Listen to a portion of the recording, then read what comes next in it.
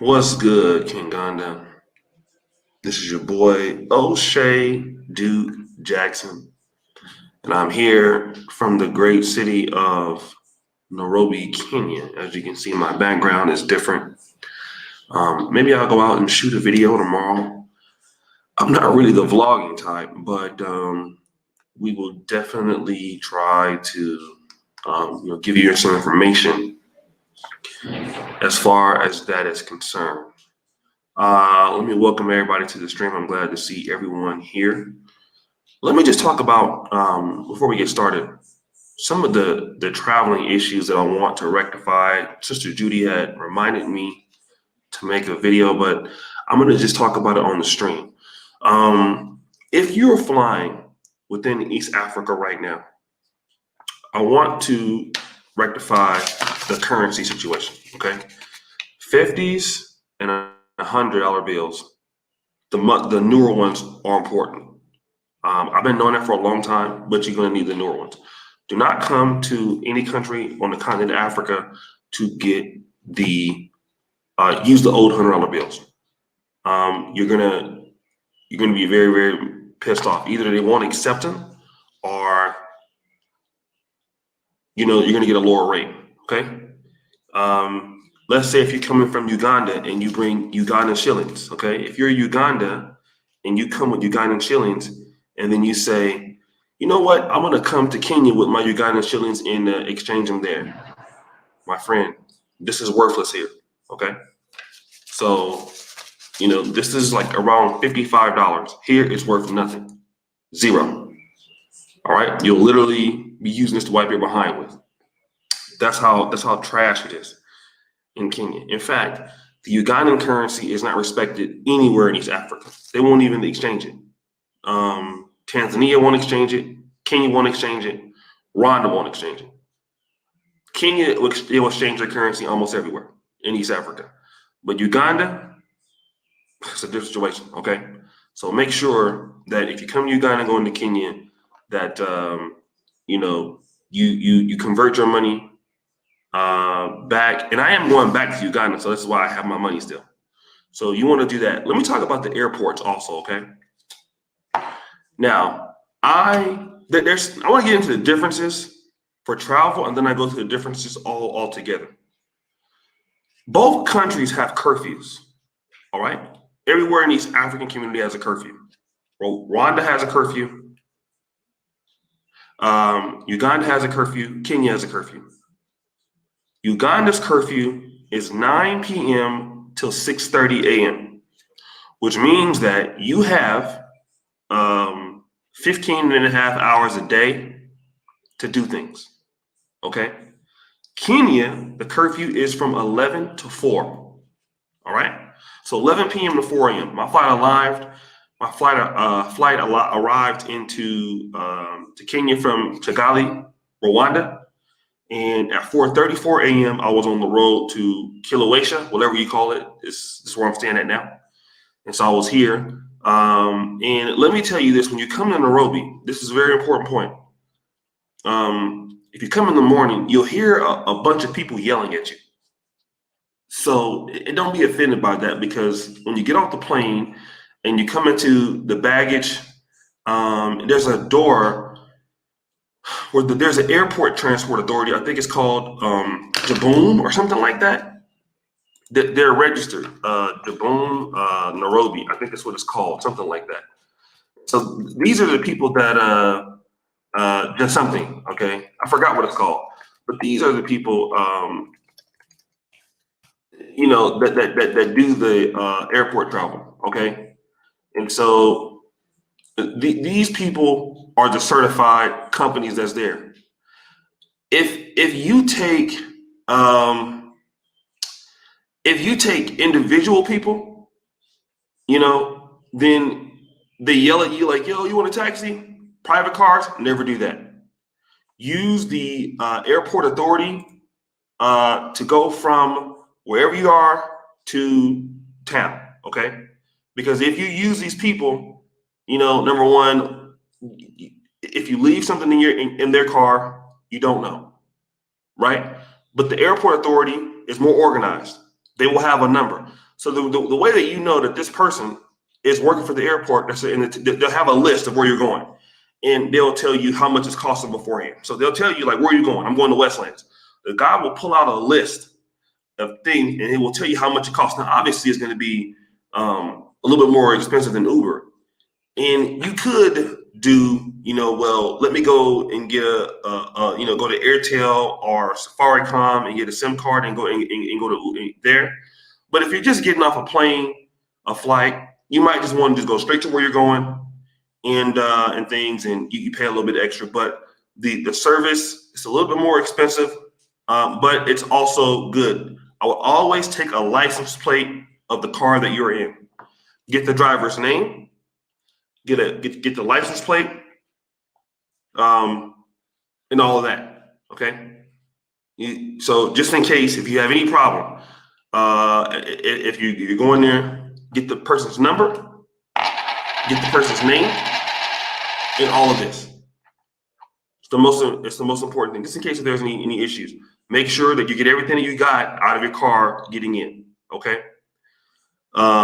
So remember, there are gonna be people yelling at you as you go downstairs. Yo, take us. We're cheaper. Don't talk to them. Those are individual people that shouldn't be there. And even in Uganda, you will get that. Uganda, when you come in, you're gonna come down, and there's gonna be people yelling at you at the Forex. Yo, come. Anybody who's been to Uganda, you know what I'm talking about. In Entebbe, you have these ladies that when you walk to the bag check, they're gonna be yelling at you. Come. They're not scammers or anything. It's just that, you will get a lot of yelling at you. You'll notice that you're in Africa, right? It's even hustling at the airport. So, people will be yelling at you and stuff like that.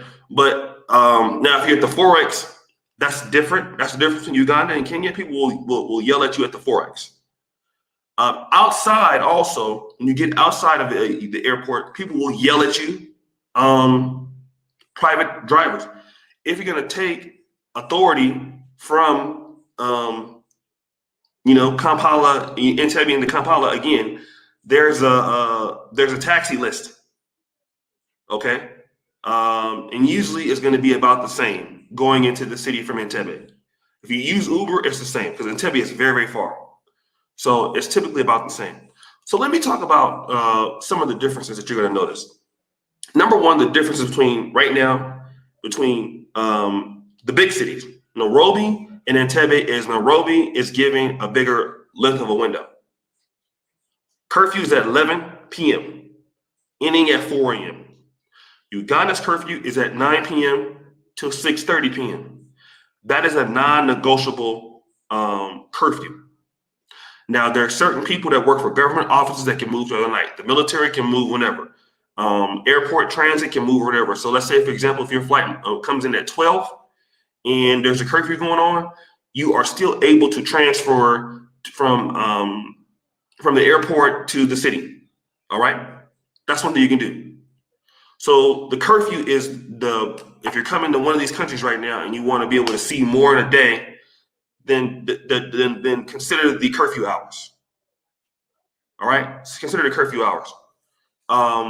Also, that depends on food, right? If you want to order food. Jumia, I'm using Jumia in Kenya. I'm noticing that Jumia in Kenya has more of a variety in Nairobi. And I'm only dealing with Nairobi. Nairobi is a much more organized city. Okay. Now, anybody ever been to the Westgate Mall? Press 1. Anybody's been to the Westgate Mall or anybody's been to Acacia Mall? So if you're a person looking to visit or a person that you're looking to repat, also Rwanda is much more organized than Kampala at the airport. Okay, if you've been to Westgate Mall and you've been to Uganda and Acacia Mall, those malls were built by the same people. Okay, both of those malls are built by the same people. But you'll notice if you go to the Westgate Mall in Nairobi, it's more higher end stores. There's now the Nike store there. You have the Converse store. You have the Ball store. You have Bose Studio. Okay.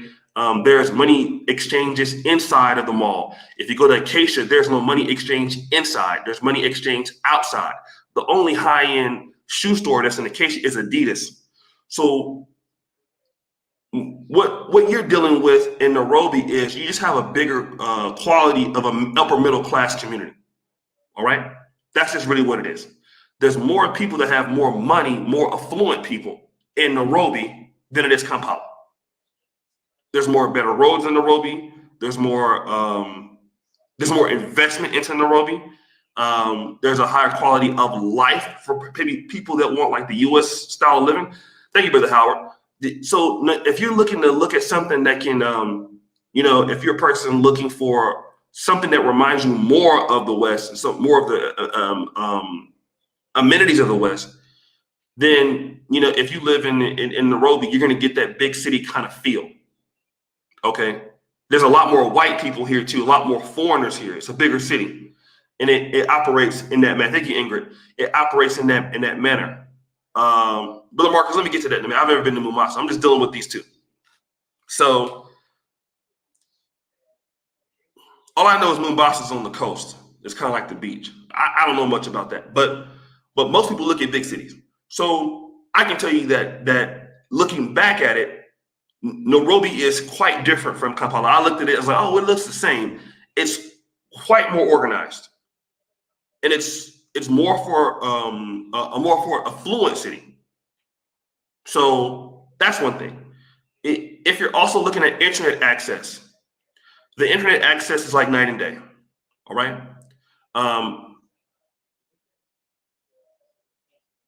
If you want to have access to internet anywhere in the city, you can get it. You can get it in restaurants, everywhere. You have multiple providers. You have there's fiber, there's Safaricom. Obviously, there's Zuku. Zuku's based out of Kenya. There's many places that you can get fiber internet at everywhere. So if you're a person that you have an online business and you need stable internet, this is great. Even right now, I'm using Safaricom here, and I'll give you guys a tour of the place I'm at. This place is only at 10 megabits per second, but you see how stable the connection is. The connection is very, very stable. But if you lived in Kampala, if you're looking at the internet access, you're just looking at certain places in the city. It's almost non-existent unless you're doing something like, mobile hotspots. If you're doing something like Airtel. Now, Airtel is in both places. I want to say that MTN is in Uganda. MTN is not in Kenya. MTN will be replaced by Safaricom in Kenya. So Safaricom will offer M-Pesa instead of MTN mobile money. So most people will tend to go with Safaricom and then Airtel. But in Uganda, you will have, Airtel, you will have MTN, you will have Africell. Okay, those are going to be, like a mobile is new, but those are going to be your biggest ones that you can have. Okay, a traveling trucker. My email is planetoshay@gmail.com. So guys, if you have questions today, I'm going to have to just hold off, super chat your questions, and then I will get to the questions because I just can't keep stopping because you have a question. But the ones that are super chat, I will acknowledge those at a certain time. It is only because I have to acknowledge the people that are supporting the stream right now. Okay. So thank you, Brother Traveling Trucker, for that. So I wanted to say that. Now, for me, why I pick Uganda is still the same way I'm going to pick Uganda. In my personal opinion, yes, the infrastructure is there. Okay. The infrastructure is there. The community is there in Nairobi. For me, Uganda is more of a challenge, but it's a more reward for the challenge because there's less competition.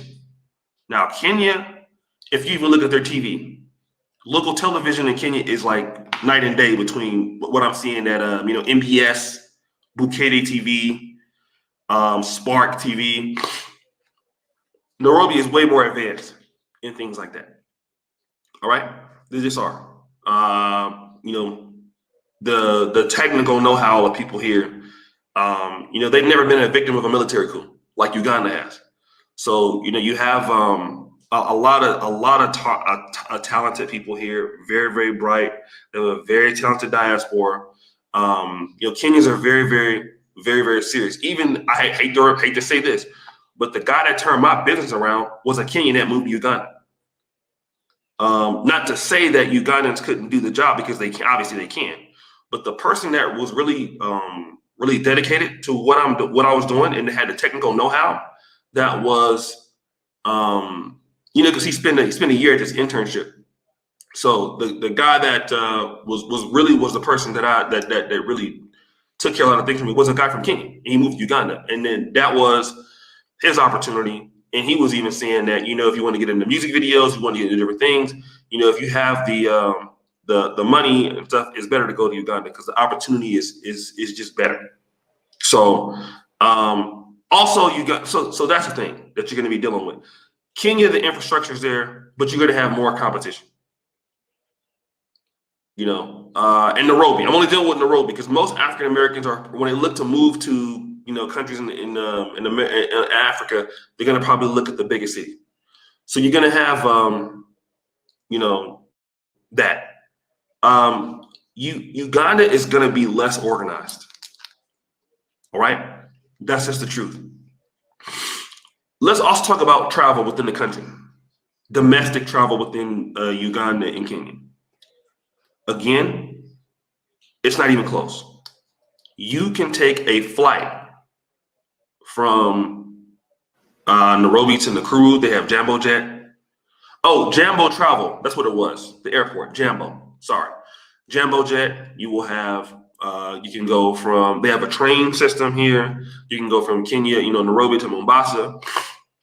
You can go from here to Kisumu. You can go from here to Mombasa. On Kenyan Airways, you can do it on Jambo Jet. Domestic travel within Uganda is non-existent. Outside of you flying into Entebbe, you can forget flying to other parts of the country usually. So it could be maybe one or two, but you're traveling through roads. All right. So if you want to go to Barara or something like that, if you want to fly, you just can't usually. Okay. Uganda Airlines is trying to fix that problem, but just like we had to deal with, thank you, Brother Andre, we had to deal with going to Mbale, which was really, if you're in the States, that distance is from Philadelphia to New York. It's like an hour and a half trip. An hour and a half trip in Uganda on the road is very difficult to make that trip. Even in Kenya, it's difficult than in the States. So, the place is only 120 miles away, but it might take you all day to get there. So if you want to be able to fly domestically within the country and get to another place in an hour, you can't do that in Uganda. If you have business, if you want to even go to Mukono, which is just right in the central district, you probably can fly to another part of the country here than you can in Uganda. Domestic travel within the country is very difficult. So that is not developed. And there are no other secondary or tertiary cities. I don't know, maybe Brother Bougie Talks can tell me about that. But there is no, you have Kenya. They also have Mombasa. They have Nakuru. They have Kisumu. There's other cities that they have here.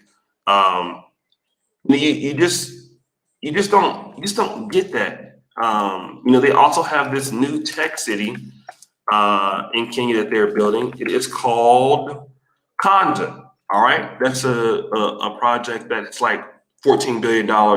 That is there. It took us like Kampala to Mbale took us like 6 hours. Whatever, the Michael. So you gotta look at it as if these are things that you're looking at. It could weigh on your decision. All right, it could weigh on your decision. But I will also say, as far as restrictions from the government, Uganda is a lot less lax. Okay, like if you go over your visa in Uganda, you might be able to get away with it. I would definitely never want to get caught stuck in Rwanda. Rwanda is very strict. Very strict. Kenya is very strict. Okay. Rwanda, more strict than Kenya. Rwanda is not bullshit. Like if they catch you out in curfew, they put you in the stadium all night, make you sleep inside of a stadium all night, and then they make you pay like $20 to get out. Okay, Paul Kagame does not play with Rwandans. He doesn't play with foreigners at all. The rules are the rules. Okay, if you're a person that has a big problem with rules, and you go to Rwanda, if you go to Rwanda, Kagame is a person that doesn't play. He doesn't take any shit from anybody. And Rwanda is very, very organized. They even have a drone robot. If you guys have been in the airport, you've seen a robot going around talking about, COVID. It's just like a little robot that goes back and forth. Like make sure you wash your hands. It's way more technically advanced, in my opinion, the airport than even Kenya was. So that's Rwanda. Rwanda, the airport's very clean. It was very well run. Kenya is very well run. Uganda is not as organized. Uganda is getting better organized, not as organized. All right. They also make you sign. Every country in East Africa, they're signing a. When you come into the place, you're doing a locator form. So you're doing a passenger locator form. So you're coming into the place, and you're putting your information in, talking about your COVID symptoms if you have them. So before you even show up, if you don't do it, they're making you do it there. All right. Now, also, I will talk about visas on arrivals.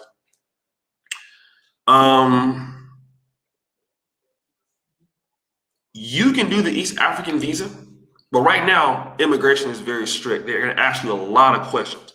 Usually, when you come to, usually you will come to. Okay, Eagle Air Uganda is an airline that operates charter and scheduled flights domestic within the region. The airline goes to 6 destinations. So Gulu, Adjumani, Pakuba. Okay, thank you for that. So that I didn't know. And I also didn't know that Uganda Airlines is, now I've never heard of Eagle Air Uganda. So again, this is something that you can't find on Google Flights. So thank you for the brother for educating me on that. Uganda Airlines is flying directly from Nairobi into Uganda, 1 hour or 15 minutes. I'll get into the passenger connects also. What was I just saying? I was saying something else just now. Guys, what were I talking about? That's why I don't want to get caught up in the comments, because I forget my train of thought. I was saying something. If you guys remember, I was saying something there. But anyways. Shit. But let me just kind of go forward. Rwanda is more organized. Kenya is close to being as organized as Rwanda, from what I can see. Uganda, not as organized. So it's much more liberal.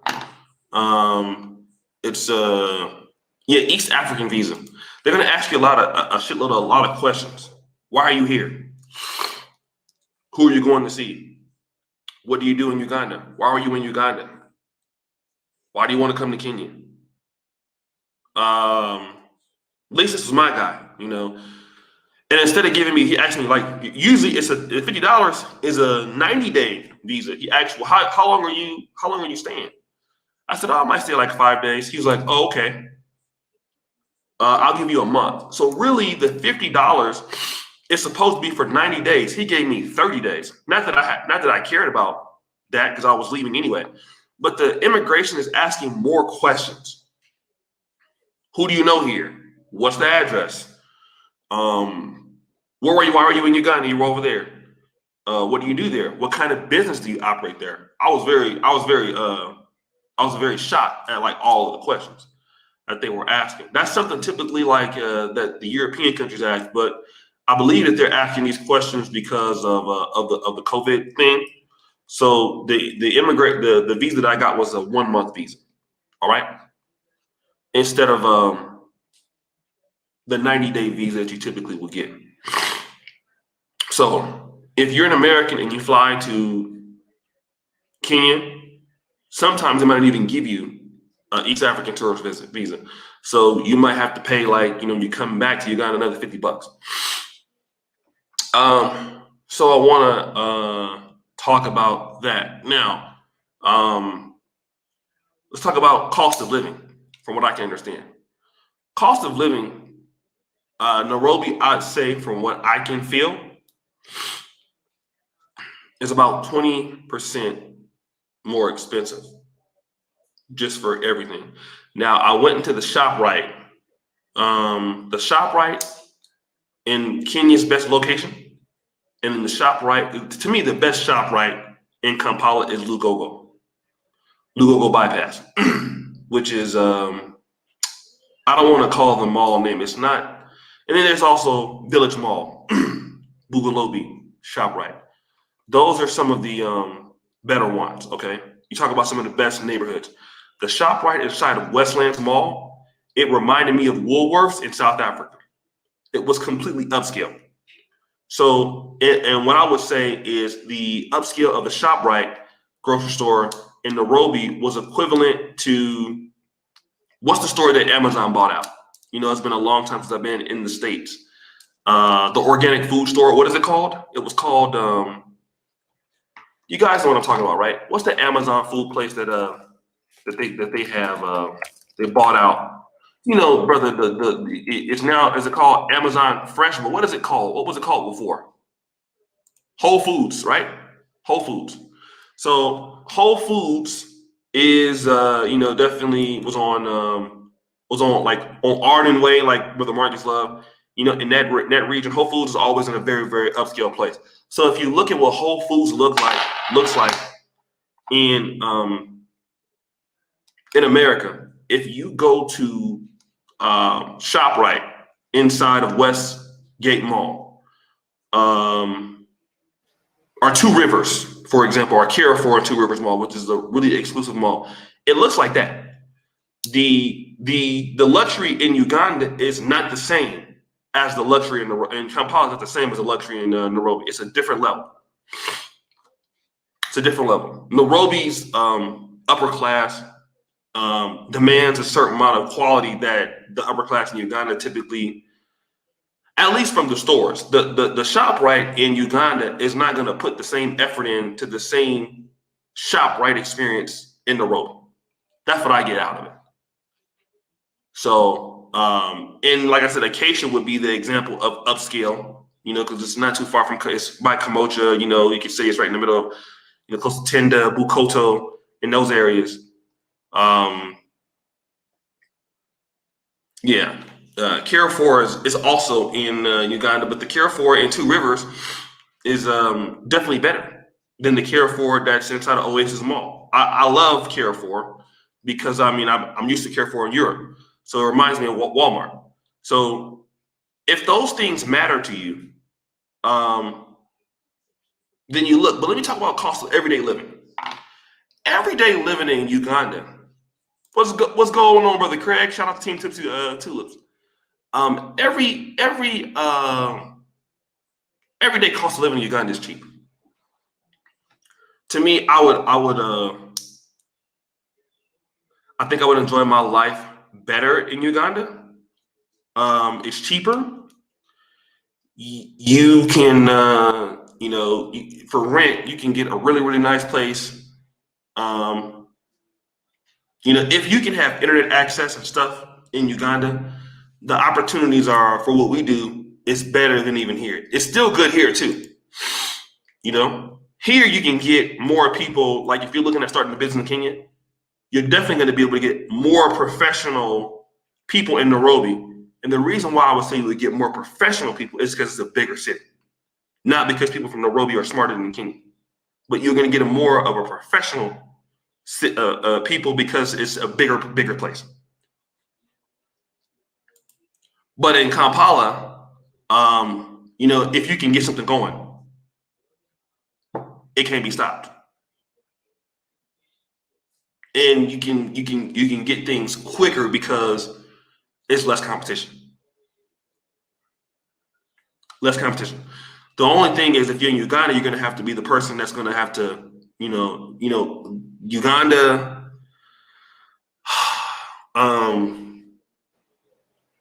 Kampala. This is for builders, right? Like if you want to even shoot a vlog outside of Uganda, it's easier to do it. Nairobi police, CBD, they don't play.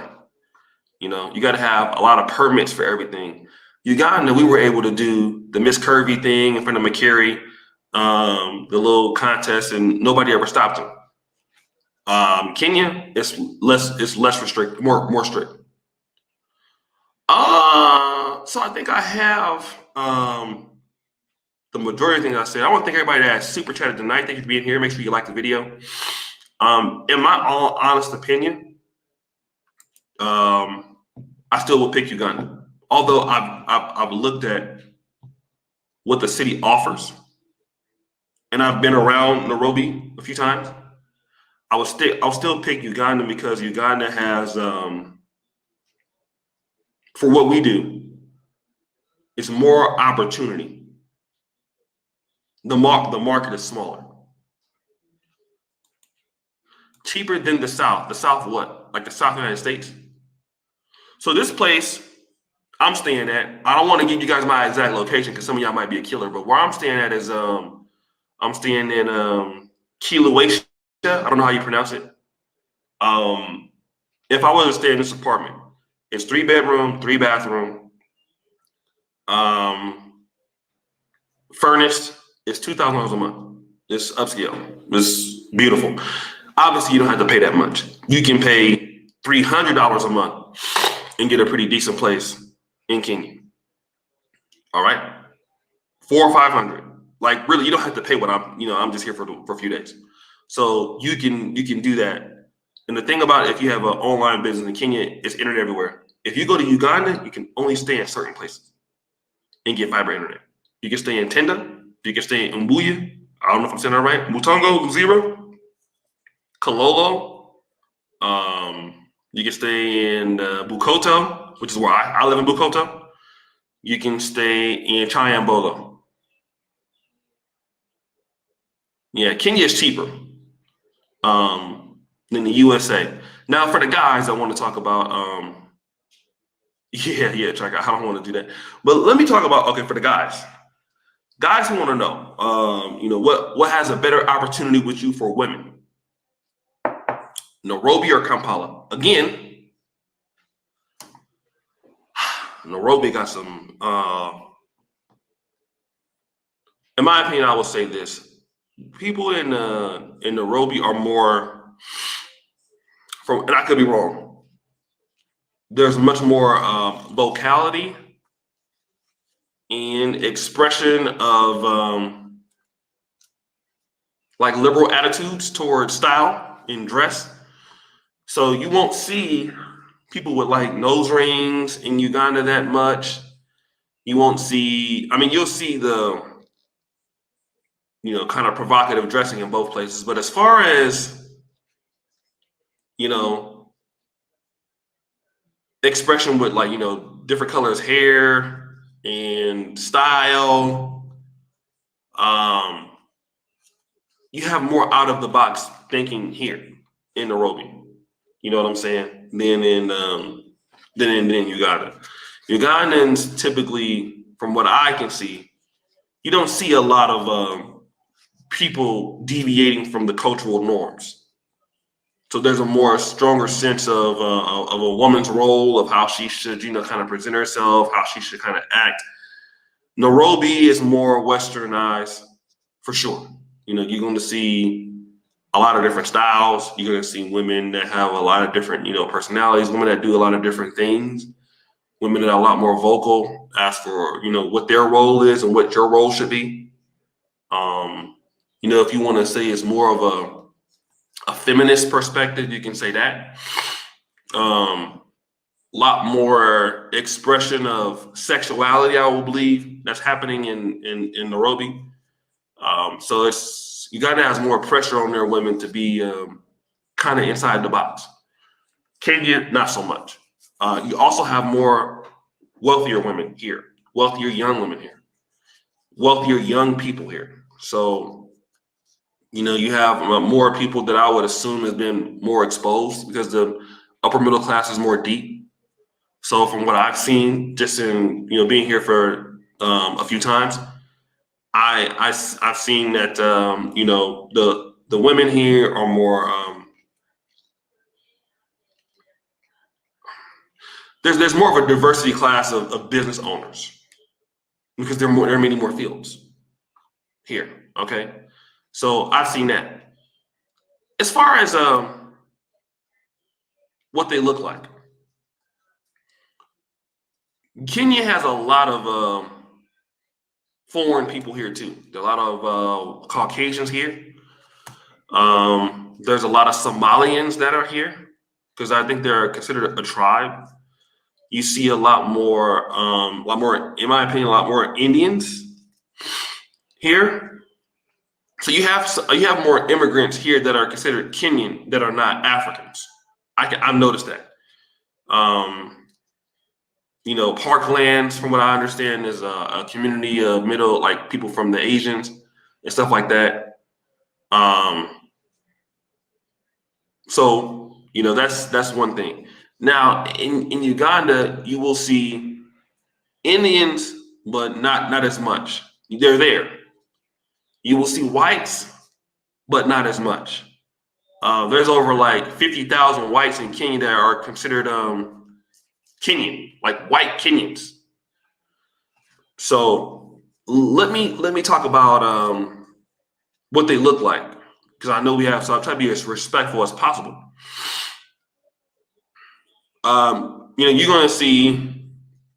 I mean, it's Africa, so you already know what you will see. You know, you're gonna see women that are thin. There are many different tribes here, and remember, Nairobi is a big city where people from all across Kenya come to.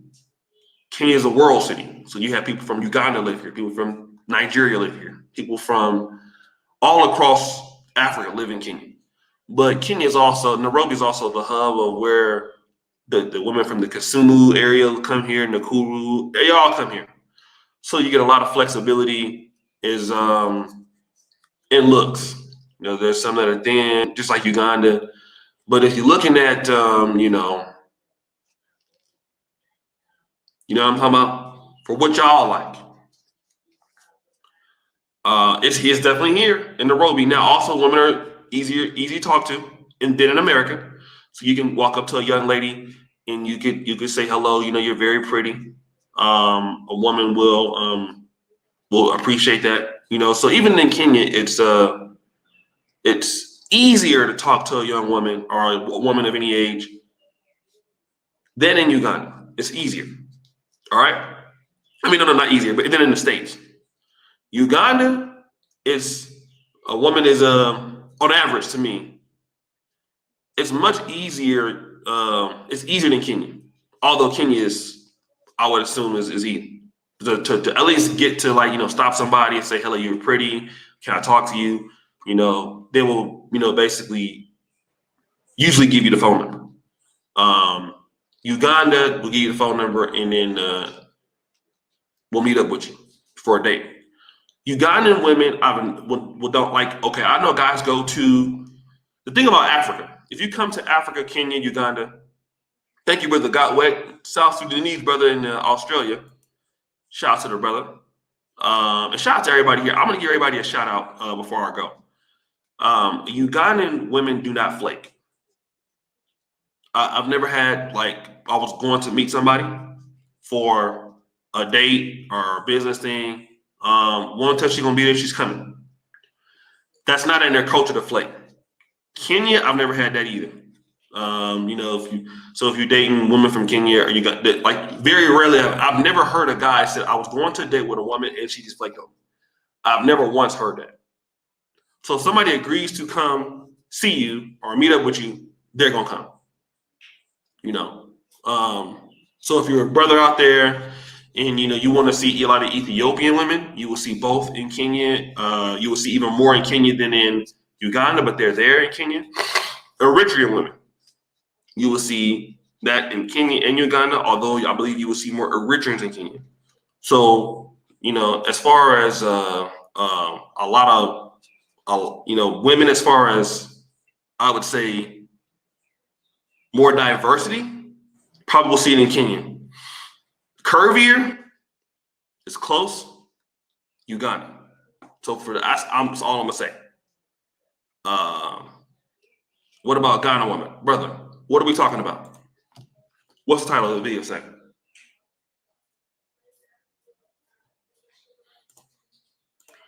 Read me the title and then I'm gonna answer your question. Can you do that for me? Brother, everybody stop. Brother Adrian Lee needs to read the title. Brother, what does the title of the video say?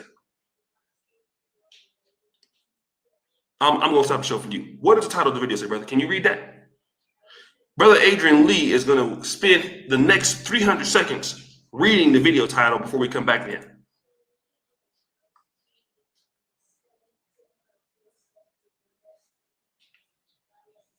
All right. So investments. I want to talk about this too. East Africa. So I mean, for me, I'm not hating on West Africa. I've never been there. All right. I've never been to West Africa yet. I do plan on going. The East African community, I would think, from what I'm looking at versus ECOWAS, is better than ECOWAS. And this is not putting, Uganda versus Kenya, but our communities. But let's be honest: if a person is interested in 4 or 5 countries, they want to know which country is the best for me to resettle in.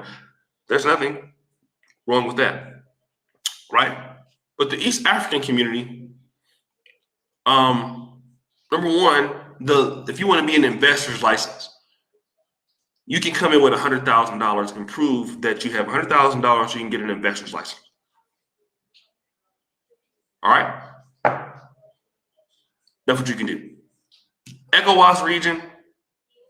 I mean, ECOWAS region is what? Gambia, Liberia, Mali, Ivory Coast, Nigeria, Cameroon, I believe, Ghana, Sierra Leone, Burkina Faso. So, in that whole region, you have like 7 of those places that are Francophone. Togo. And then for the English countries that you have in ECOWAS, you have Nigeria.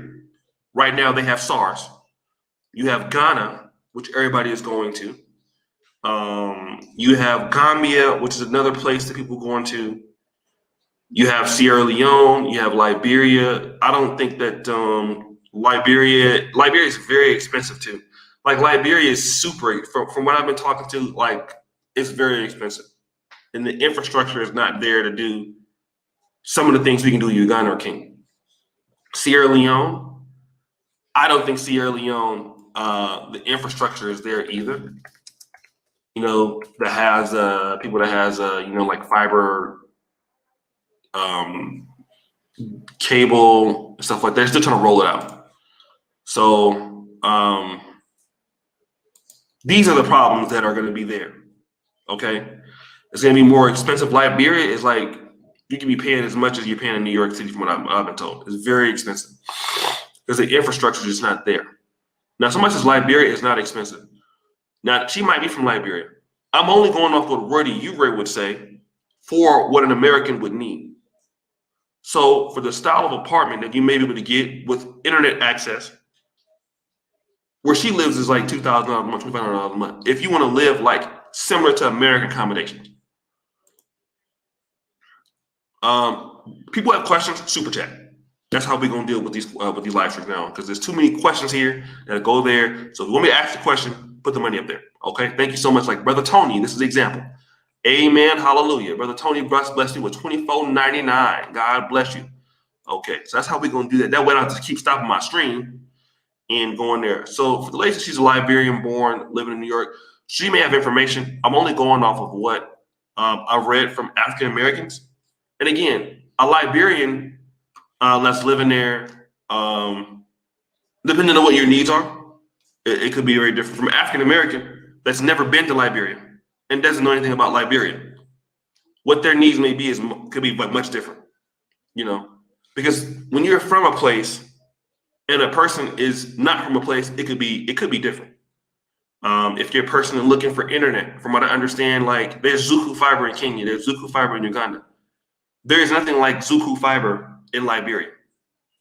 That's what Roddy Uray told me. The infrastructure in Liberia is not there like Kenya, Uganda. I've never been there. That's what I've been told. So, Now, Liberia definitely, I would assume, has a lot of opportunities. I would love to go to Liberia. It's one of the places I'm more attracted to. But ECOWAS region right now, I just think that the ECOWAS is not moving in the same direction as the East African community. If you want to think about why people are going to Tanzania, Tanzania is an East African community, but not like Uganda, Kenya, Rwanda. Those places are more on the ball. Like if you want to get an investor's license in Ghana, it's $250,000 or $500,000, one of the two. Here in anywhere, Rwanda, you can register a business within like 30 minutes. Uganda, Kenya is cheaper. Uganda has less restrictions.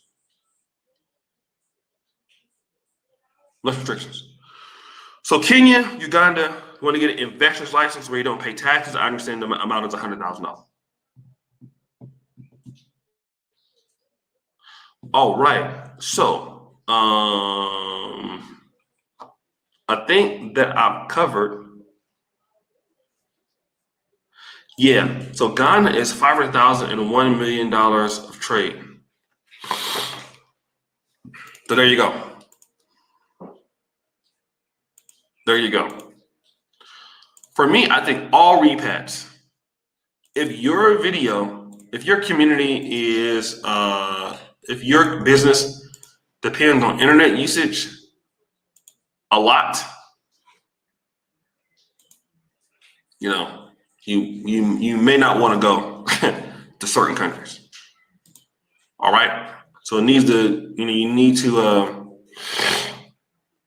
Okay, I'll take a few questions before I go. I will be here until Thursday. Also, COVID testing. Let me say that. Thank you, Brother Osito.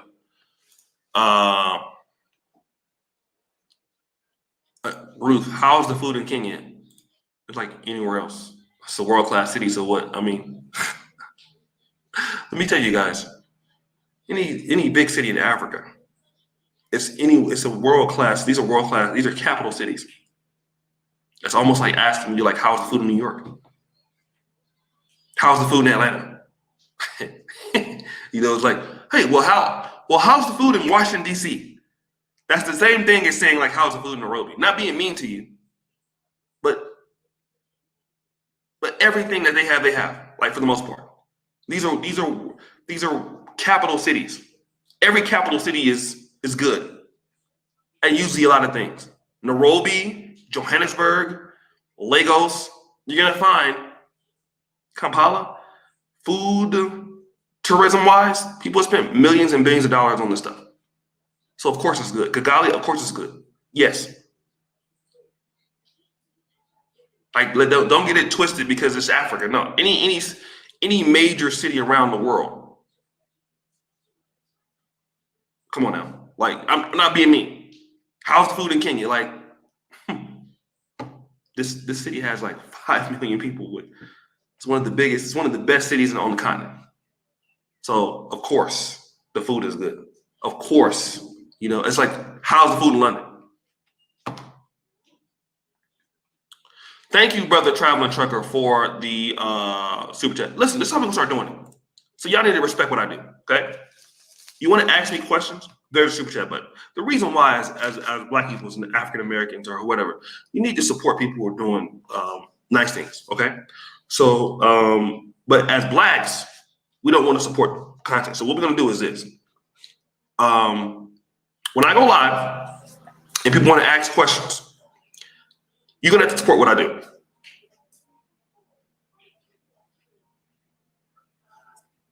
Fair enough. So if you want me to do something for you, support what I do. You guys see what we do on the channel. Don't come in here and just ask questions all through the thing like I'm gonna stop and talk to you. No, we're not gonna do that no more. We used to do that, but one thing I'm gonna demand is respect around here. As a Pan-African platform that does a lot of work, that we're doing things to Africa, you gotta support what I do. That's how it has to be. Simple as that. So if you have questions, you want me to ask them, put your money up there. Not being mean, but I gotta demand a certain level of respect for what I do. I don't ask for Patreon support. I don't ask for PayPal report. None of that. But you're gonna respect what I do. And the way you can respect what I do is if you want to support me and what I'm talking about, you can put the money up there like you do for everybody else.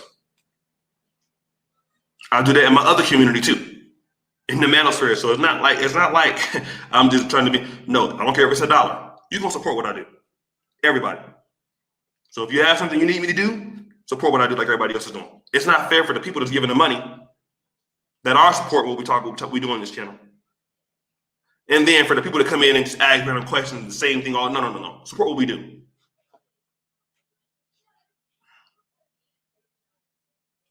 If not, then it's just fine. But what for Pan-African content creators that want to come into space, that are actually doing good work, and I believe we do awesome work on this channel. We do some of the best work in this space. I'm not afraid to say it. I'm probably the best work. Support what we do.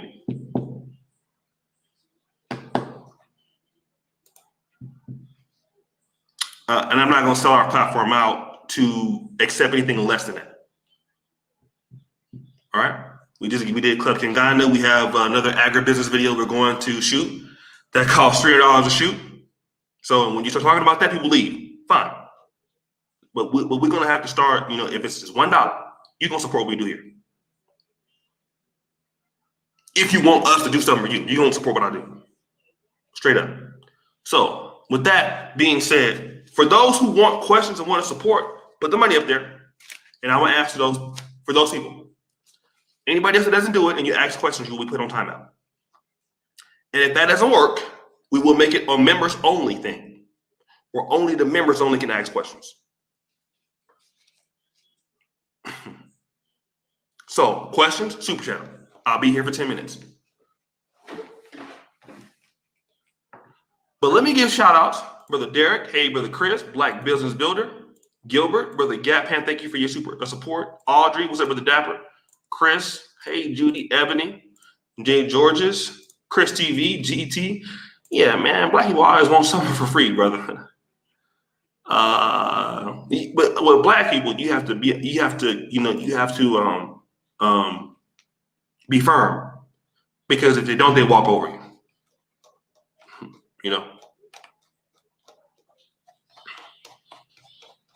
Brother Tony, thank you. So I'm waiting.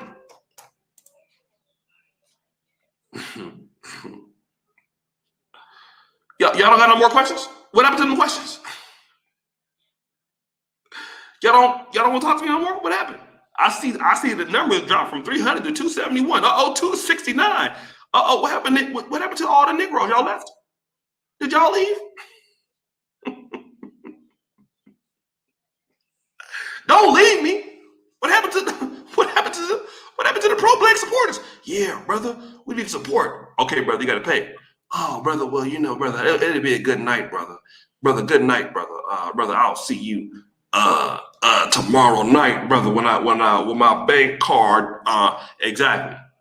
So I let you know what you're dealing with. Okay, we got to stop that kind of bullshit. We got to stop that BS. For me to come. Thank you, Brother Francis. African Dream, you know the rules. Brother Dapper, thank you. Thank you for employing my African people so much. Thank you, brother, this guy. No, thank them for helping me. Brother Francis, and you, Ruth, thank you. I'll sponsor questions. Thank you, Janetta. So this is what we saying, right? Because y'all know I gotta go to see what. How do you say it, Seda? So let me tell you what we have going on right now. We have hired, not that I asked you to support us on monthly or Patreon, but if you want me to ask questions, we have hired an agribusiness consultant for this channel. So let me go into that. This week, when I come back from Kenya, I will be going to a place called Seda. Anybody know where Seda is? This is an LOL. Thank you, Brother Brian. Thank you, Brother Black. Yeah, y'all gonna support what I do. Forget that. I'm very serious about that. I want these streams. Thank you, Brother Marcus. So we have hired an agribusiness consultant for our channel. What I need for you to do is this. For the people, we're gonna put up a community tab. This is for free, which I know a lot of y'all can do for free.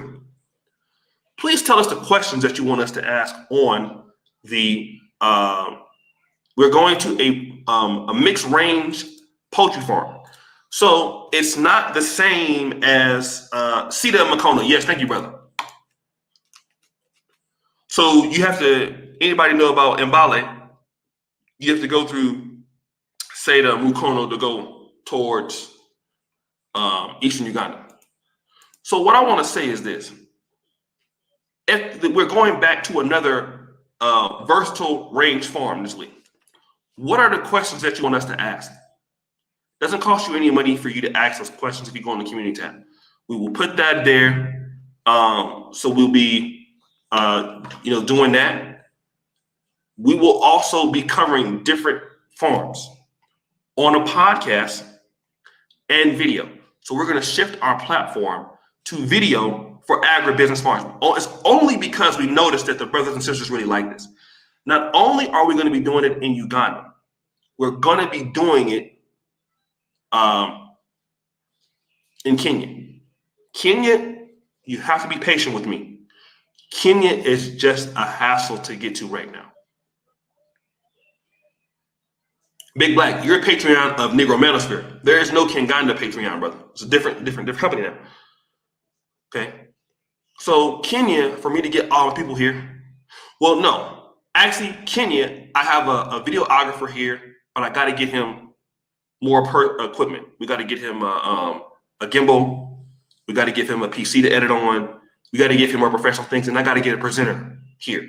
So we will be able to do Kenya and Uganda, both agribusiness content. Now, if you want to know pig farming, rice, whatever, you guys request it, we will build the content for it. Thank you, Sister Judy. Thank you so much. So we'll build the content for it, okay? We're going to SETA, and I'm not doing, and Brother Moses, I will not do white farms. We understand that white farms there, we're not gonna do it. But the ones that I'm doing are we're gonna do it the farms that we know. We're also gonna do a yogurt farm. Now there's a lady that is our person that does yogurt processing as a business. I never knew that people could do yogurt processing as a business in Africa. Okay, so but we're gonna do that. We're also going to have an audio podcast that will not be online. Okay, just a few things that are coming down the pipe. Okay, yogurt processing that will not be online. So Uganda and Kenya, we can do those countries easily, but it's hassle because of COVID. Because every guy you bring in, it's $80, 300,000 shillings for a COVID test in Uganda. Then you have to travel by plane, which is expensive. Okay. Will you be adding a YouTube join button? Gregory, yeah, I'll do it after this. Thank you so much. So, and then when you get there, you have to take a COVID test to come back. That's the issue right now that we're having. So let's say if you want to bring, Satati, or Satati is already Kenyan, but if you want to bring all these people, every person that you want to bring into business is $200 per. So Uganda is quite easy. Kenya is a little bit of a challenge because we need to get equipment there, more equipment there. I'm paying for the equipment. Nobody got to pay for the equipment, nothing like that. Did you pay entry fees when traveling? Yes, $50. Let me also talk about this. What about food processing business? Yes. Anybody that has questions, let me do this right now so I can get them. And you guys know I'm very good about if you have questions. If you have questions, I will actually highlight the best questions on our stream. So let me do this. We are going.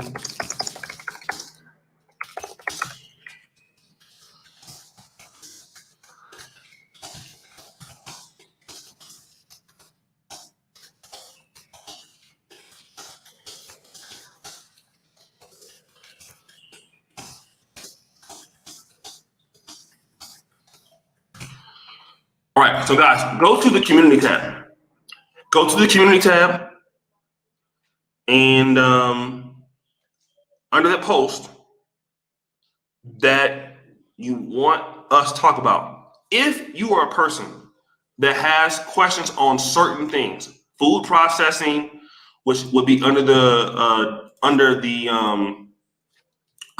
send an email to teamkinganda@gmail.com for what you want to ask for agribusiness,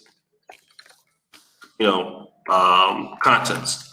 So if you put in the title or subject matter, I want to know food process, I want to know bean farming, I want to know those things, then I will take those and I will perform those for you into the content strategy. But right now, everybody should go to the community tab, ask a question for this week, and then people. What I'll do is before we open up a Patreon so that you can support. The only thing I'm asking for right now is we do live streams. You can support those if you have questions. That's the only thing I'm asking. It's not obligatory because I still think that we have a lot more work to achieve. I'm not happy with where we're at, to be honest. I feel that as a platform, we're not doing as good as we can. We could be doing better. And a lot of that got to do with me. So I want to actually improve the quality for you, brothers and sisters, before I ask for a monthly Patreon. All right. But if you come in here asking me questions, I'm going to ask you to support me. Okay. That's the thing. But before we come out with a Patreon or a members only channel, I think what we need to do, moringa farming. Yes. I know a brother that does that. Thank you, Brother Mike. So before we actually ask for your monetary support every month, we want to be able to prove to you that we're actually improving. I know that we're really good, but it's not to where we want to be.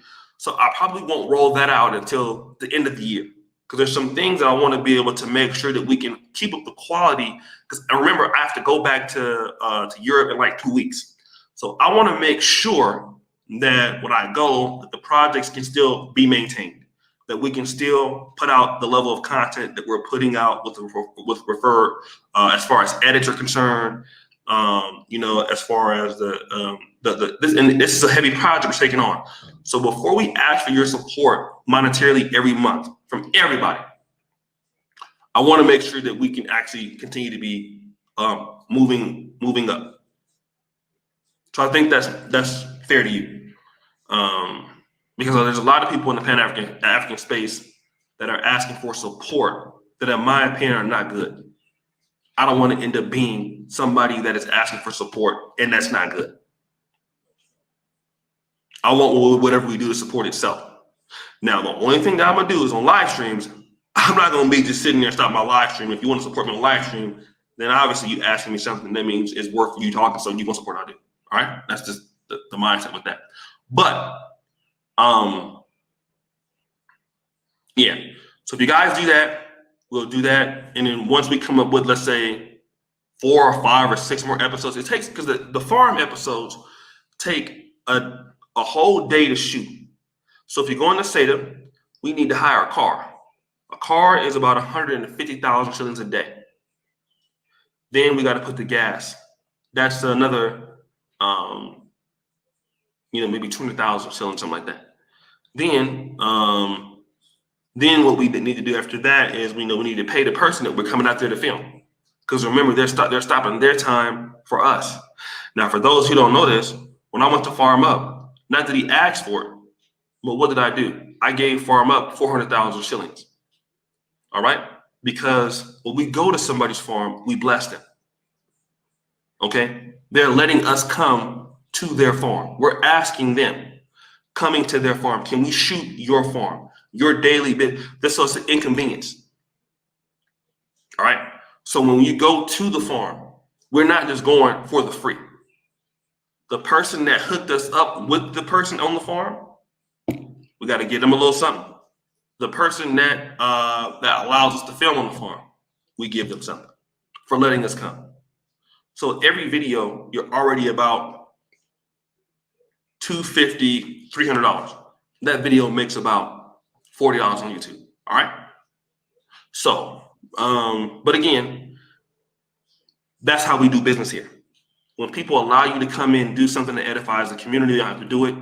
So we don't ask for the hookup. We ask them for, what can we do, whatever. And people appreciate that. And then what happens is they They refer us to other people. So hopefully we can build that content up. So, it gets so big and popular that people will just be begging us to come and do it on their farm for free.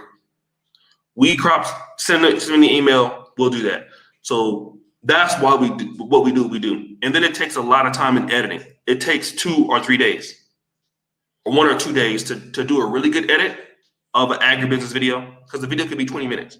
So what takes 20 minutes is, 2 hours, 3 hours. So on the back end, there's a lot of post-production we need.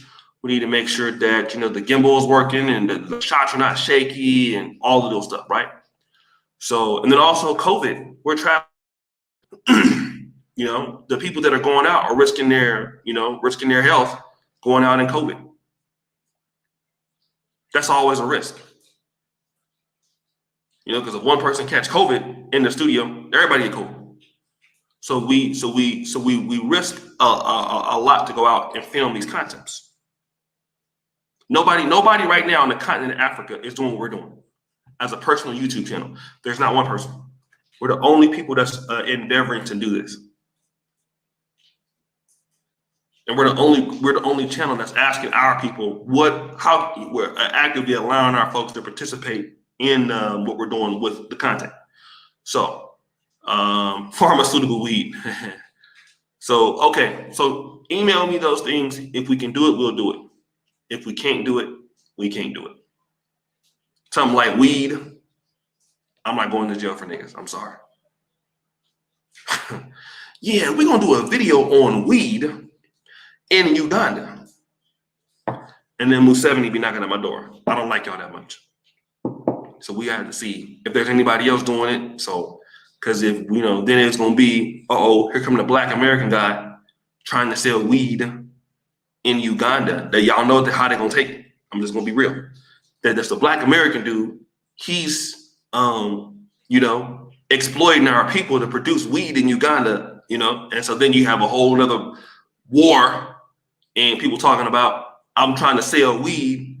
And then, Black YouTube, it's going to be 1,000 videos. O'Shea is selling drugs in Uganda. That's how he's doing business. So you understand where that's going to go. So, country. No. But it is, Sister Judy, there are people that are doing hemp. I can do that. You're setting the standard. Keep the phenomenal work. Thank you, Brother Young Deacon. So if we can do that, we will. But certain things can get you shot. Okay, I'm just gonna be real. This is Africa. All right, this is Africa. There's certain things and things you can and cannot talk about. This is Africa. You will come up missing. All right, this is so you got to understand. This is not America. Many people don't know. This is not America. You can get fucked up. Bad. I'm talking about bad, like unrecognizable bad. There was a YouTuber that was talking trash about you. I'm a big YouTuber I know. 2 stories. She was talking bad about the local government. Okay. The people came and kicked in her door. Trashed everything. Then came her helping trying to find the people who did it when they did it. Okay. That's one. And the same person had talked some trash about Uganda. So Uganda reached out to the person. Uganda said, we noticed that you made several videos about the Museveni administration. So this is what we want to do. We want to send you a round trip ticket to Uganda and give you a one-on-one with the presidential staff. We want, because your opinions really, really matter. So we want you to just fly over here. And we want you to, because you have a lot of concerns that we feel that need to be discussed. We would love for you to come over. We're going to put you up in a nice hotel. We really want to get to the bottom of this. We want to get to the bottom of this. We want you to, now, if you take that ticket,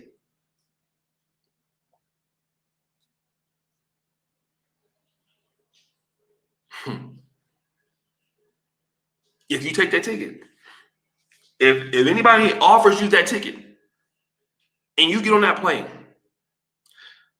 it's a very good chance. That's all I'm gonna say. So, you know, Americans got to be very, very, very, very careful how you depict the country, how you depict what's going on. You want people to, you don't want to make no enemies, especially in countries where, you got somebody like Museveni, Uhuru Kenyatta, you got somebody like Kagame. You don't want to play with them. You don't want to play with them. I mean, you got to think about these people have held power for years. They're very, very, very, very smart. So you come over there with your American the guy from Hotel Rwanda. They went and picked him up in another country, right? This dude was somewhere else. The Rwandese military came and got him in like Dubai or somewhere. Like he was talking all this shit about America. They found him. This is what they did. They went and got his ass in Dubai. He was there somewhere else. It's like your mama coming to get you. Remember that? You be somewhere you're supposed to be. Your mama come and pull you by the, pull you home. You ain't supposed to be there. They went and picked this guy up. I think he was in Dubai or somewhere else. The military just came in and just got him. They was like, yeah, we're here to get this guy right here. He wasn't even living. He was a United States citizen too. They was like, no, yeah, we coming to get him. Come on, let's go. Went and snatched his ass up, brought him back to Rwanda. Like, come on, what were you saying? He thought he was safe because he had a U.S. citizenship. Dubai gave him right over. You want this guy? Yeah, I want him. Thank you. All they got to do is send the money over there. Hey, look, United Emirates. Here go $2 million. Can you go ahead on and get his brother? Boom, there you go. Like that. He in Dubai thinking it's all good. Shit. And America ain't said nothing about it. America like, get him back. And Rwanda like, no, we got him. And y'all know what happened with the gospel singer. Supposedly was talking about Rwanda. He ended up dead in jail. Remember that? All of a sudden he just got dead. He just was dead. He killed himself all of a sudden. Yeah, the gospel singer killed himself. So, you gotta be very careful when you come over here and say things or voicing certain things, like Ghana, Gambia, it might be a little nicer, but East Africa, like running your mouth like that here, like if you come to Uganda and talk about how bad it is, and in the I could imagine if you had that situation in Uganda and you were talking that kind of shit there, because everybody would know who you are. Number one, like it's huge. Kampala is huge. Everybody will know who you are, and it'll be dangerous to go outside because there's so many people all the time. Somebody could kill you and nobody would know. You can be in the back of a boater. Somebody could pay the boater driver to come get you, and somebody you think you own the back of a motorcycle. Somebody just take you in the back of the alley somewhere, and it's over. You know what I'm saying? Somebody beat you. You never know, because it would be too easy for somebody to attack you. If you walking in the crowd, somebody come and stab you, something, and keep on moving. Nobody would ever know.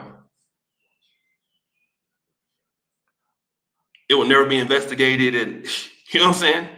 Somebody come throw acid on you, something like that. Keep moving. That they could, no, you would never, and people just wouldn't take that. Especially in Uganda, they would, if you was talking trash like that, eventually somebody would get you.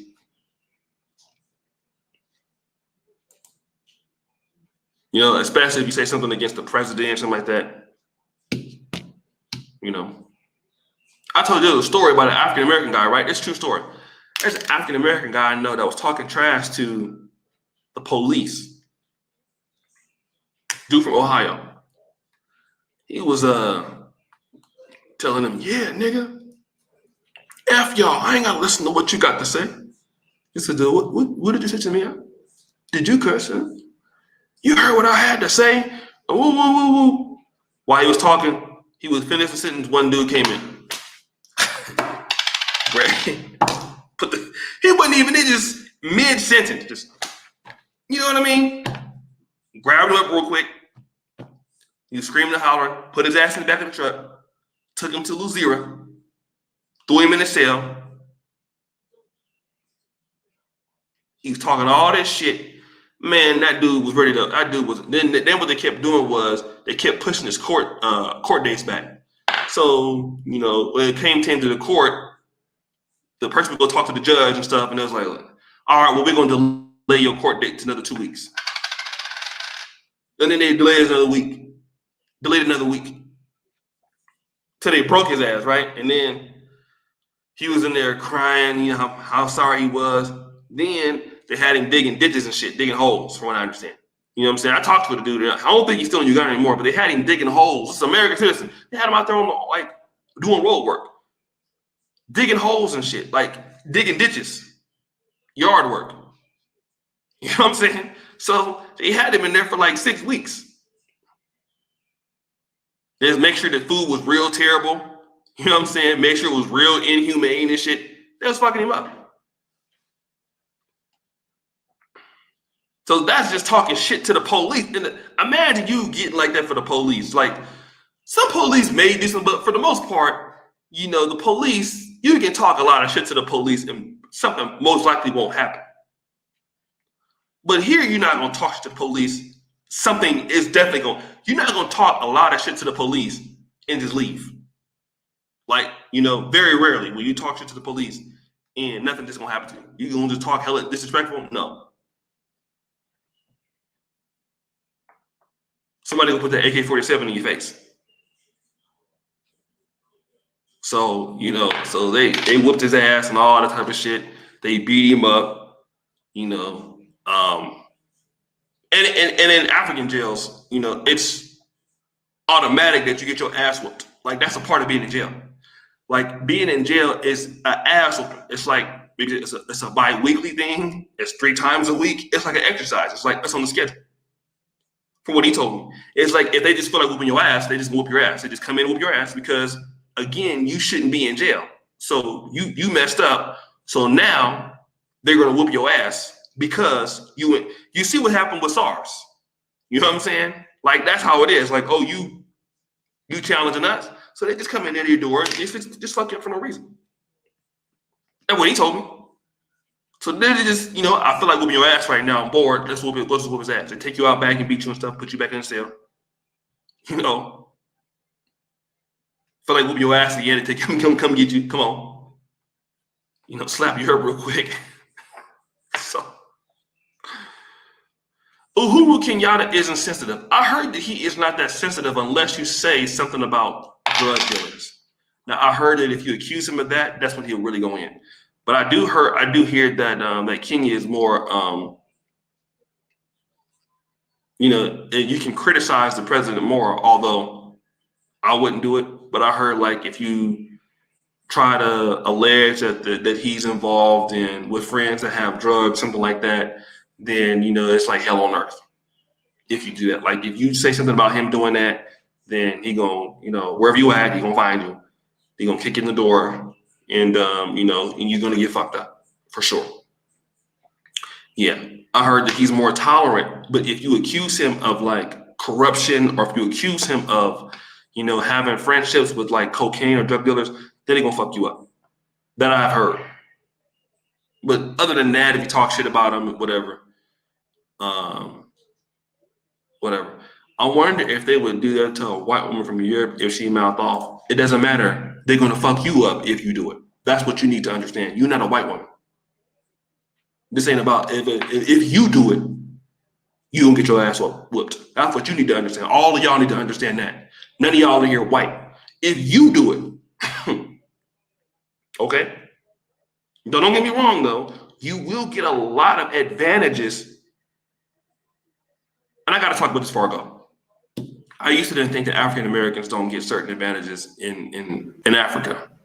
You do in certain aspects. You do get certain privileges. People tend to trust you more. People tend to have more respect for you. That's true. So there are some things that people work with you more. They're easier to work with you than somebody here. So you do have some advantages being from America, just that. So I'm not gonna lie, say that you can people are willing to be more trustworthy of you as an African American because they can feel like they can relate more to you and they feel like you got something to offer and they can trust you more. But you're still black. You will still get your ass whooped. So ass whoopings will happen.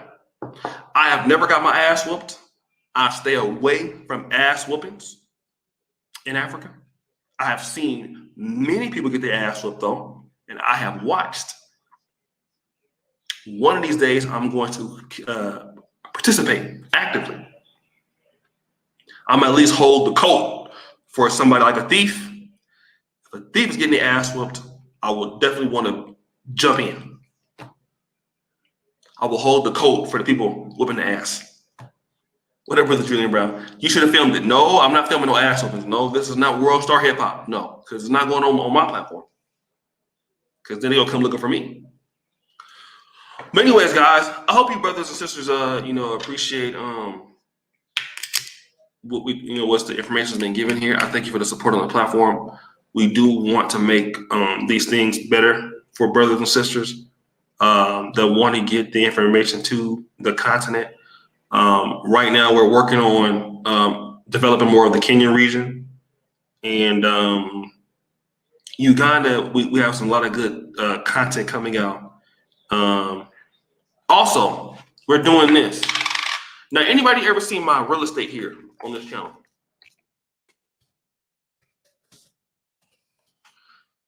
Okay. Anybody see my real estate videos here on the channel?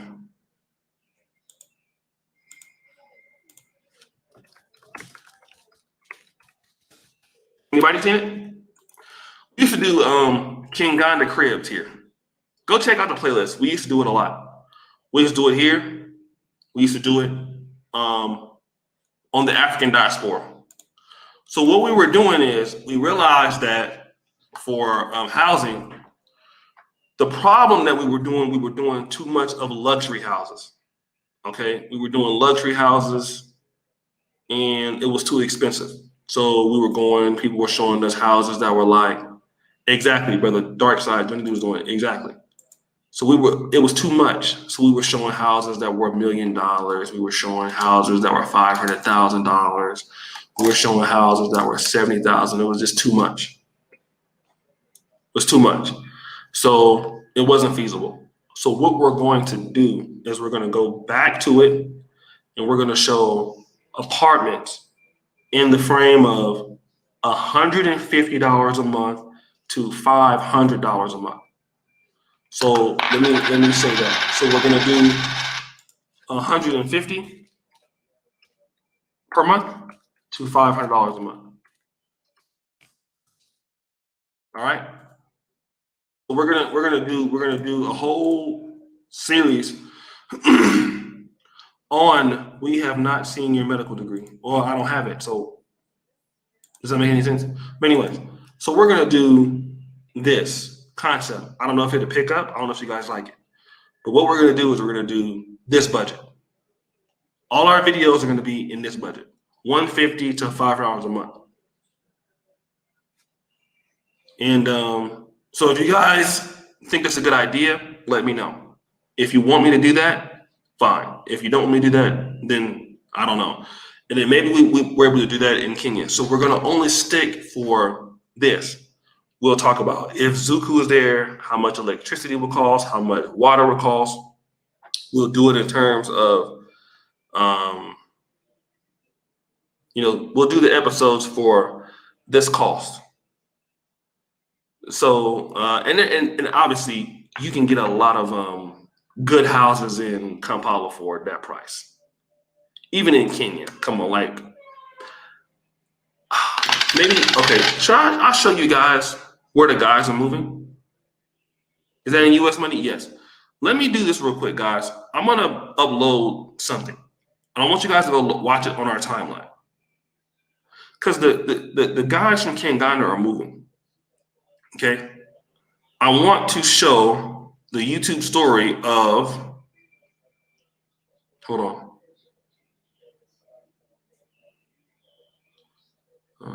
No.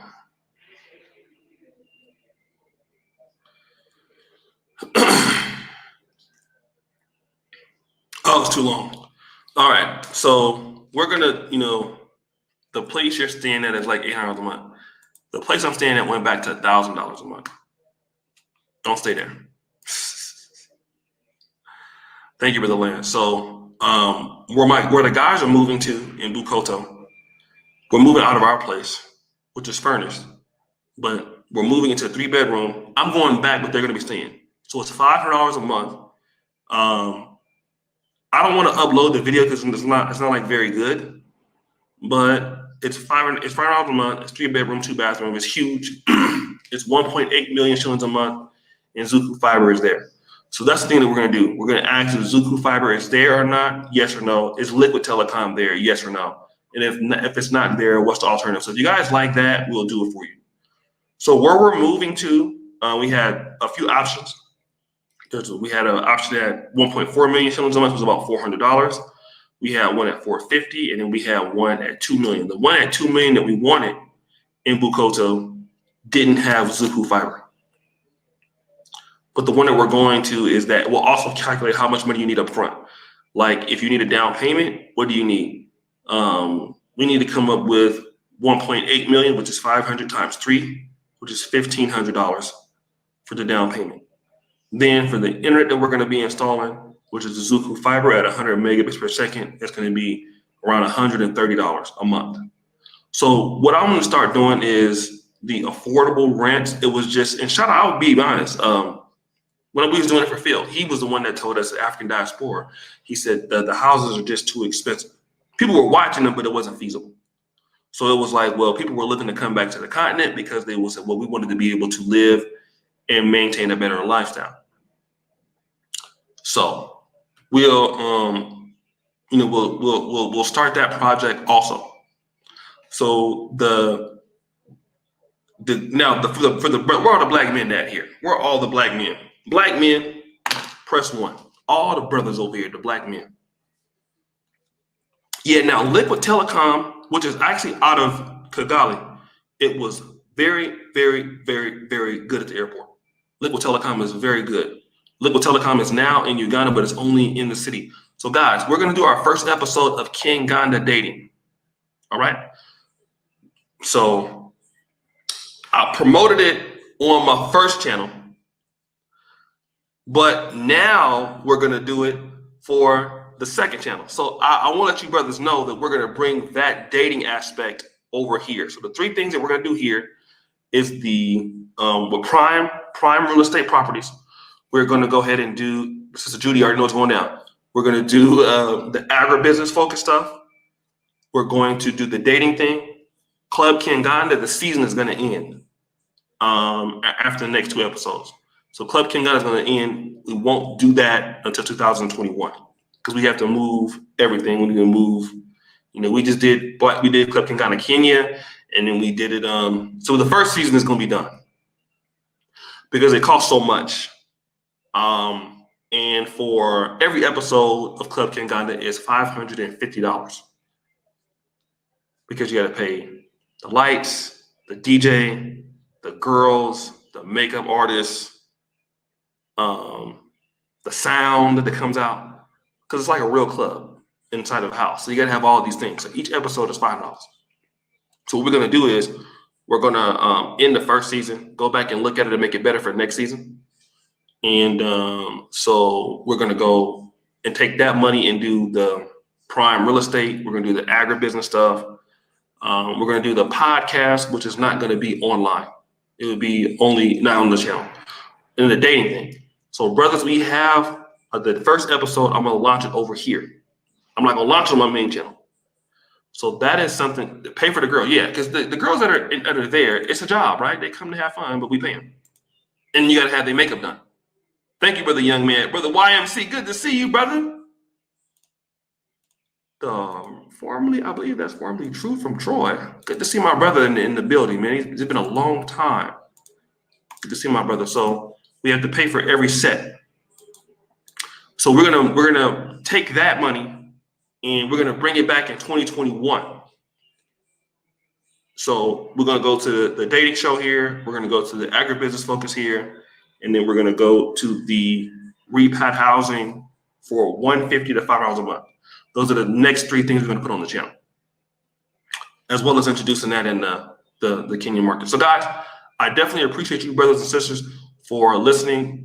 Make sure that if you're gonna be traveling in East Africa, it's very difficult. Okay, it's difficult right now. The COVID test you need to have in Kenya, you can move within 96 hours of a COVID test. Uganda, 72 hours. So if you're coming to Uganda, you need to have that COVID test within 72 hours. Now, if you are going to Kenya, you need to have that COVID test within 96 hours.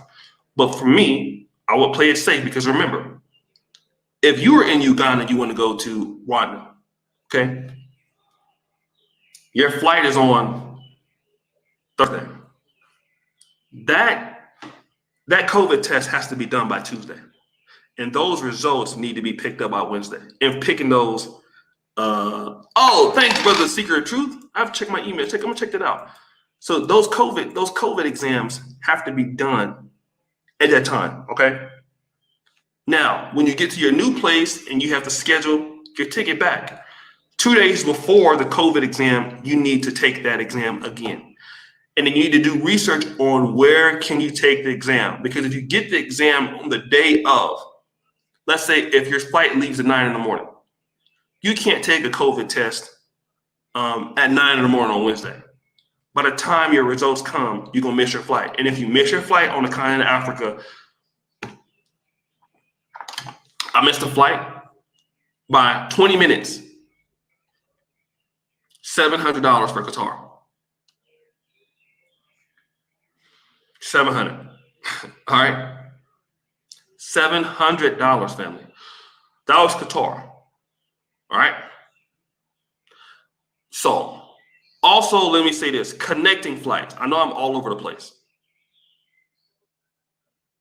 Connecting flights are big right now. I was talking to a sister yesterday. She was going to Lagos. All right. Now, if you're flying out of the major airports like Kigali Airport is smaller, but it has more flights than Entebbe. It's more of it's kind of like where Kigali is turning into what Qatar is in the Middle East. So, Qatar is very small, Doha, but they have a shitload of flights. Kigali is more organized than Uganda is, and even Kenya is. So Kigali is getting more international flights, right? So Kigali, if you wanted to go to Lagos, this lady was laid over as a connecting flight for 17 hours. Pre-COVID, you could never be laid over that long trying to go to Lagos, Nigeria. Never. It's big bit. Travel in Africa is big. It is getting better. You could have at least 4 flights going to South Africa every week. Connecting flights, like boom. South African Airways from Entebbe to South Africa, boom, 4 hours, you're there. No problem. Now, if you're not taking less like the local airlines, like Uganda Airlines, if you want to go, you're gonna be connect. You're gonna be. I was laid over last night for 9.5 hours. Literally, I was there 9.5 hours in Kigali. Somebody else was there for 17 hours. So, the connecting flights right now in the continent are a bitch. And then like everywhere you go is a visa locator, it's all that bullshit. So don't let that stop you. Because think about it right now. If you are ready to come to the continent of Africa right now and do something, nobody's going to do it. Okay? So don't look at it as, well, shit. this is, I mean, I would still do my stuff in Kenya if I wasn't going back. Right now, it's the best time because nobody's coming. So if you want to strike when the iron is hot, then you should try to strike. If you're going to do something that you know you're going to do, you should strike when the iron's hot. Like, well, damn, I don't want to come and do all that. Well, why not? You know what I'm saying? Because right now is the best time. You know, if you're in an entertainment scene, the big players have more time to talk to you. If you know you have, so right now you have, like, tomorrow I'm meeting up with DJ Cream, De La Cream. He one of the biggest DJs, and he's probably the biggest DJ in Nairobi. I'm meeting up with him. We're trying to get something to and those from Kenya know who he is, Cream De La Cream. So he's now become a acquaintance of mine. So you know we're gonna meet. He's gonna come over. We're gonna hang out. Then after that, I'm going to Black Market Kenya. So Black Market Kenya is probably one of the bigger labels here. I'll be hanging out with their studio tomorrow. Shout out to Cedric Singleton. So you know, when I come to a country now, I have professional connections. It's not like I'm just coming. If I come to Kenya or Rwanda, I'm meeting somebody now. It ain't like before I was coming, I was just struggle vlogging. You know, so if you can come right now, come.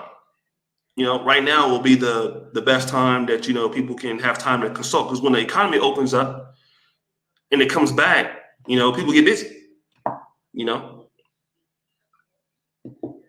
So if you can come. Especially if you can get into some of the countries that, you know, that are good outside of Tanzania. So guys, thank you for the support. I really appreciate the brothers listening to this. I wanted to do this as a better video, more concise. But you know, I won't get back to Uganda until I won't be back to Uganda until later this week, and then from there we're going straight to CETA for this new thing. So we have that, but we have 2 last episodes of Club Kingana. We have a collaboration with Black Market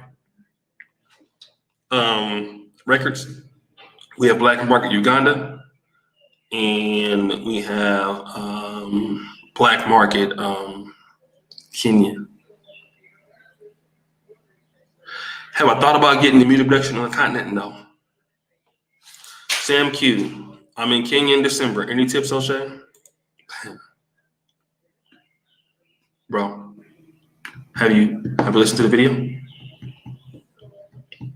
Maybe you need to go back to the beginning of the video. This is nothing but tips in the video.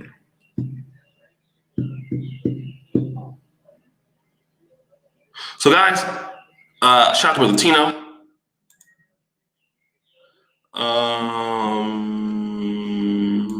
I don't know. Brother Marcus, Nambasa, Fitzroy, Judy, Gotpon, Louise, American Boy, Kursebe. Yeah, that's a good idea. You can't go to one country. Who is Cream De La Cream? Cream De La Cream. Check him out on Instagram.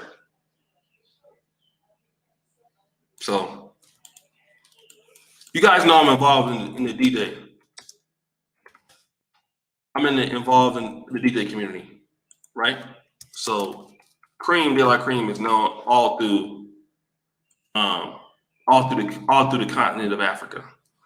So you know, we're trying to get him to you know, come to this is him right here, the Cream De La Cream.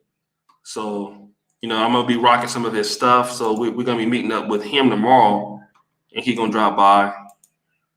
So you know, this is again a result of connections, right? I didn't know him, but Nacello knew him. So Nacello was able to show him what we was doing with Club Kingana. He saw it.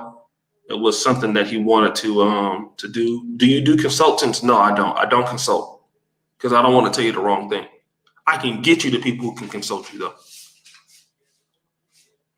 So and you guys can use our agribusiness consultant for free. What I mean is, if you have questions directly, you can email and I will see. So the community can use our agribusiness consultant. But if you want to do like one-on-one consultant, you cannot use it for free. But if as a community, If you go to the tab and you have any of the consultants that you want to use, it's free if you ask questions. But if you want one-on-one time, it is not free. But if you want to use our consultants, I don't charge. As long as you ask questions and they're thorough, then those questions, then we can do that for you. I won't charge you for that. Because I can't consult you. I can only consult you on what I know, which I give away for free. So basically, this is just a reminder of, on the continent of Africa, people connect you. You get friends.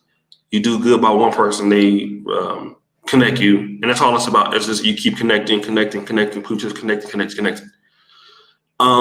So if you want to do consultants with anybody that does like agribusiness, I'm thinking the rate is anywhere between like $100 can get you 3 to 4 hours, typically, on average. So consultants are really inexpensive in Uganda. I don't know about Kenya. But guys, thank you so much. You'll see these things coming from us. Appreciate you guys. Thank you for the support.